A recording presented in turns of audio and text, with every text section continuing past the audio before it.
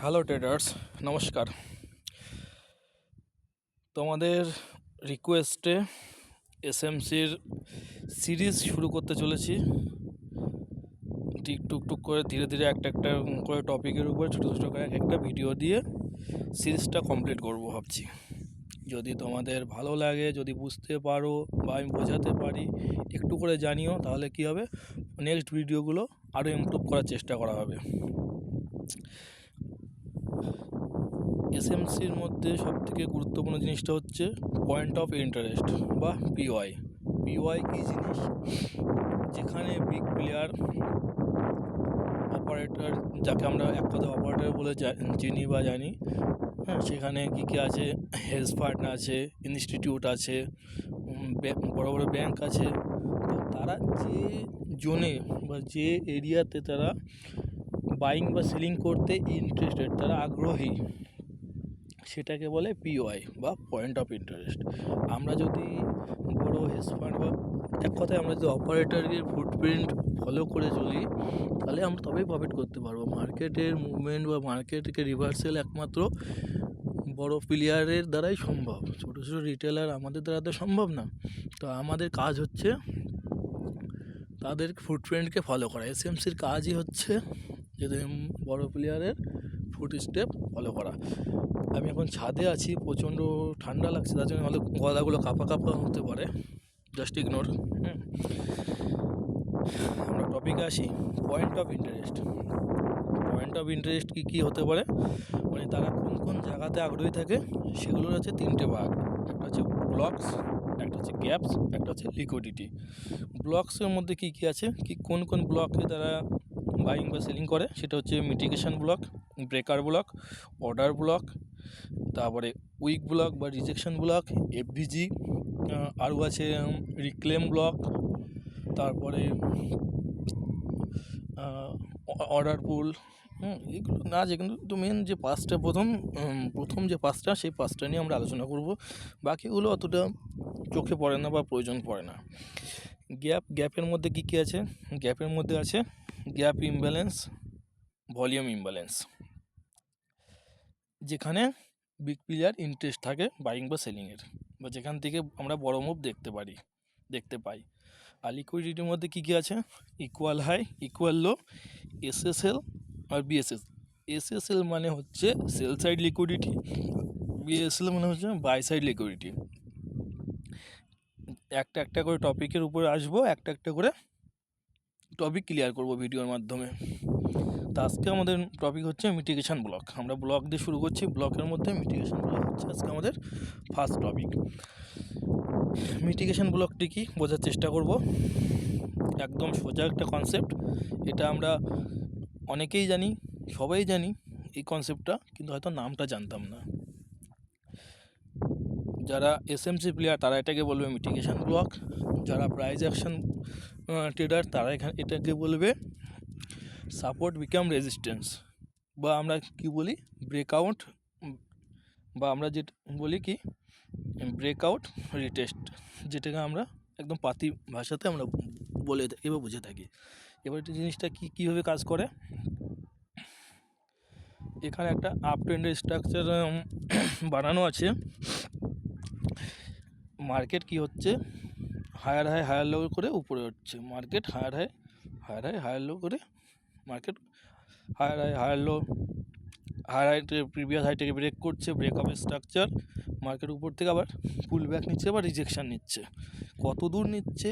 Previous যে higher হাইয়ের last buying candle, higher হাইয়ের লাস্ট বাইং ক্যান্ডেল, সেটাকে ট্যাপ করছে, বেরিয়ে যাচ্ছে। এটাকে এসএমসির ভাষায় বলে মিটিগেশন ব্লক।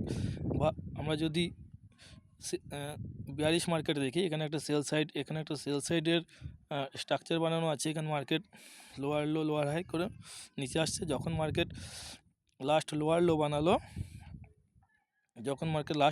লো বানালো, তারপরে মার্কেট আবার পুল ব্যাক বা কারেকশান, তারপরে আবার কী হচ্ছে, প্রিভিয়াস লোকে ব্রেক করছে, মানে এখানে ব্রেক অফ স্ট্রাকচার বানাচ্ছে।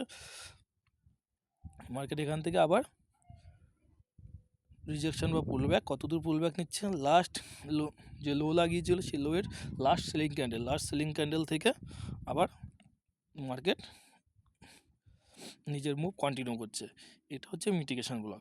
এবার এটাকে আমরা যদি আরেকটু সহজ করার জন্য আমরা যদি প্রাইস অ্যাকশনের ভাষায় চলে আসি, প্রাইস অ্যাকশনে আমরা কি জানি, সাপোর্ট রেজিস্ট্যান্স জানি। মার্কেট নিচে থেকে যাচ্ছে, যখন এখান থেকে উপরে উঠছে তখন এটা কিন্তু রেজিস্ট্যান্স আছে, ঠিক আছে। এক সেকেন্ড, আমি এটাকে আবার কপি করে দিই, তাহলে সুবিধা হবে। এখানে এটা রেজিস্ট্যান্স আছে, এক সেকেন্ড, এটা সাপোর্ট। তো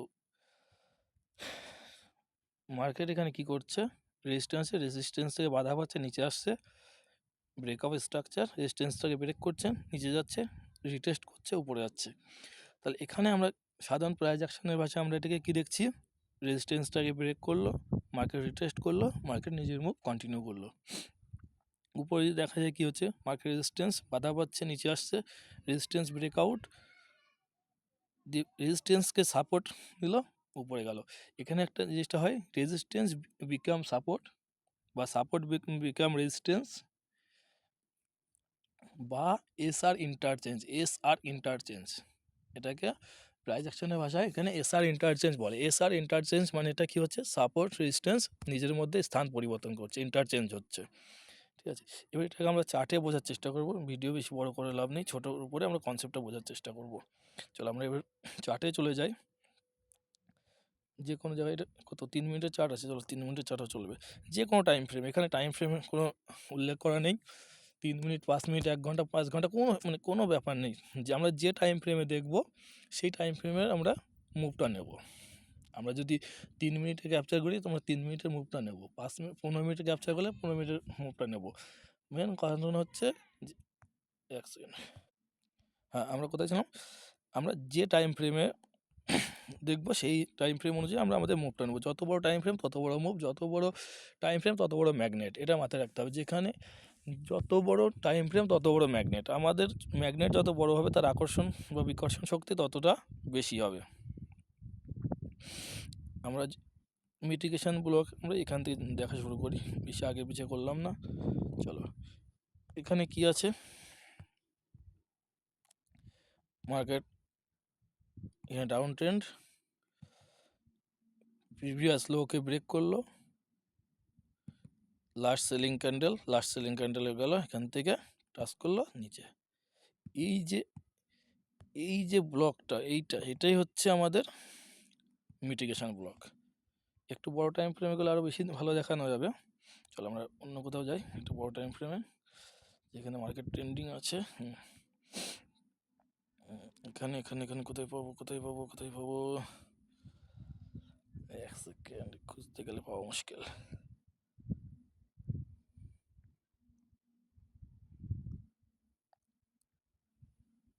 পাঁচ মিনিট করে দেখা যাক।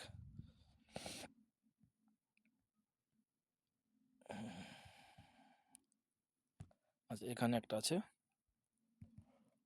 মার্কেট চলছে উপরে, এখানে লিকুইডিটি নিয়ে আসছে, কালকে ভিডিও দেখিয়েছিলাম। চলো এখানে ছাড়ো,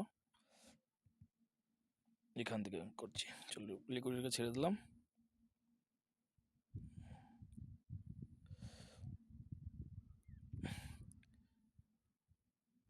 এখানে লাস্ট সেলিং ক্যান্ডেল ছিল, মার্কেট এখানে গেছে, এতগুলো সুইংকে ছেড়ে দিলাম, ডাইরেক্ট সেলিং ক্যান্ডেল, যেটা বোঝানো সেটা।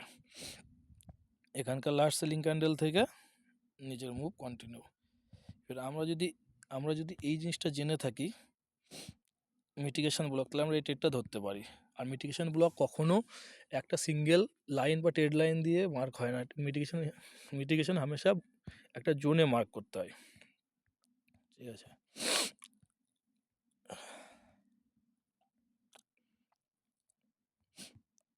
একটু পিছনের দিকে দেখানো যায়, আগেরটা ডাউন ট্রেন্ড দেখিয়েছি, এবার একটা আপ ট্রেন্ডে দেখানোর চেষ্টা করি। চলো, মার্কেট উপরে উঠছে, এটা লাস্ট বাইং ক্যান্ডেল, মার্কেট নিচে, মার্কেট উপরে, লাস্ট বাইং ক্যান্ডেল,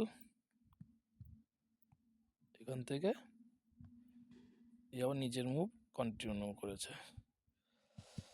এই যে জোনটা, এটাই হচ্ছে আমাদের মিটিগেশন ব্লক বা এসআর ইন্টারচেঞ্জ।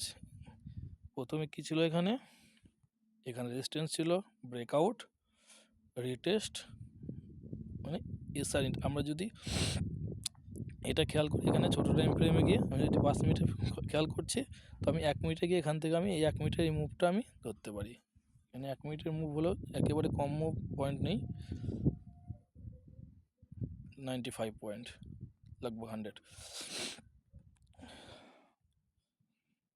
আবার দেখা যাক কোথায় গেল চার্ট।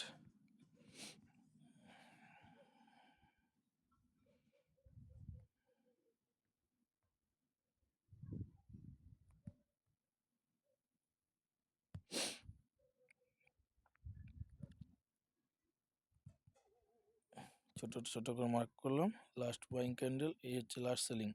আমি এই ক্যান্ডেলটাকে লাস্ট সেলিং ক্যান্ডেল কেন ধরছি, এটা তো অ্যাকচুয়ালি গ্রিন ক্যান্ডেল, আমি লাস্ট সেলিং ক্যান্ডেল কেন বললাম, কারণ হচ্ছে এই ক্যান্ডেলটা প্রিভিয়াস ক্যান্ডেলের থেকেও নিচে এসছে উইকটা, দেখো এটা বিয়ারিশ ক্যান্ডেল ছিল এত পর্যন্ত, মানে লাস্ট সেলিং এখানে হয়েছিল, তারপর এখান থেকে বাইংয়ে উঠে গেছে।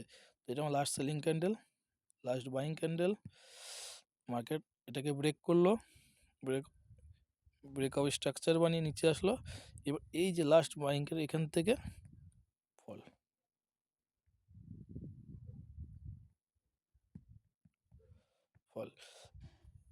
এটাই হচ্ছে আমাদের breaker block, sorry mitigation block. আজকে আমাদের টপিকটা মিটিগেশন ব্লকে আছে। নেক্সট চেষ্টা করবো এবার এক সিরিয়াল অনুযায়ী এক একদিন এক একটা করে টপিক ক্লিয়ার করব। আর ভিডিওগুলো দেখে যদি কোনো জায়গায় কোনো সন্দেহ হয়, কোনো প্রশ্ন জাগে, অবশ্যই কমেন্ট করবে, মেসেজ করবে, উত্তর দেওয়ার চেষ্টা করব।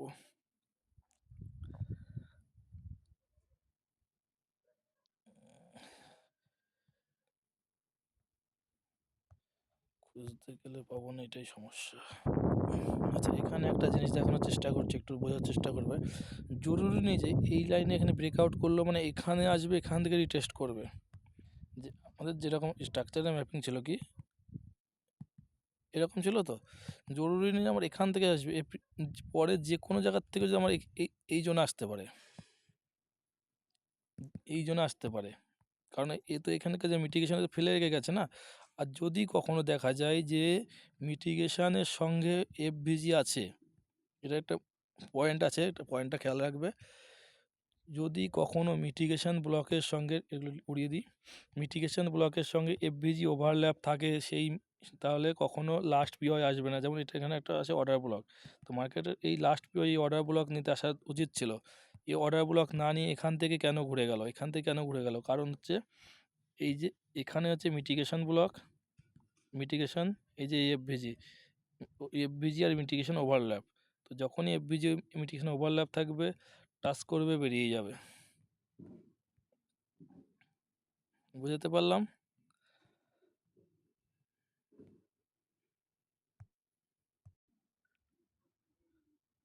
মুদ্রা কথা হচ্ছে মার্কেট না বলে এক চুল মুভ দেবে না। যখন তুমি এসএমসি জেনে যাবে, এসএমসি শিখে যাবে, তো যে কোনো জায়গার মুভ নিয়ে একটু চর্চা করবে, আপনার দেখতে পাবে, বুঝতে পাবে যে হ্যাঁ এখানে এই মুভটা কী কারণে ছিল, জানতে পারবে। মার্কেট তোমাকে বলে দেবে, দেখিয়ে দেবে যে হ্যাঁ এখানে আমি এই কারণে এইখান থেকে মুভটা দিয়েছিলাম। তো আজকে এখানে থাক, মিটিগেশনে কমপ্লিট। এরপরে ব্রেকার ব্লক দেখাবো। ব্রেকার ব্লক সচরাচর অতটা পরিমাণ দেখা যায় না, খুব কম দেখা যায়, রেয়ার হয়, তবে যখন হয় খুব ভালো মুভ দেয়।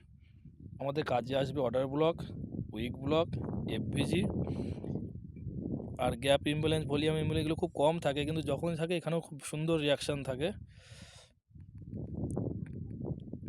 এক এক এক এক করে টপিকগুলো কমপ্লিট দেবো। আর বাকি যাই হোক, মেসেজ করবে, অন্তত জানাবে, রিভিউটা জানাবে যে এটার মধ্যে এটা হলে আমার ভালো হতো, বা এটার মধ্যে এটা দেওয়ার দরকার ছিল, এগুলো জানাবে। তখন জানালে তবে সেটা নেক্সট ভিডিওতে সেটা ক্লিয়ার করা যাবে। চলো ঠিক আছে, চলো ভালো থেকো, চেষ্টা করো। এই ফিল্ডে যখন নেমেছো, প্রত্যেকের কাছে একটাই অনুরোধ, এই ফিল্ডে যখন নেমেছো, সময় লাগছে, লস হচ্ছে, যত যাই হয়ে যাক, ছাড়লে হবে না। আপনি জানতে হবে সাকসেস সময় চাই, সময় দাও, সাকসেস পাবেই পাবে, ঠিক আছে। ডিমোটিভেট হলে কখনো চলবে না। চলো শেষ করলাম।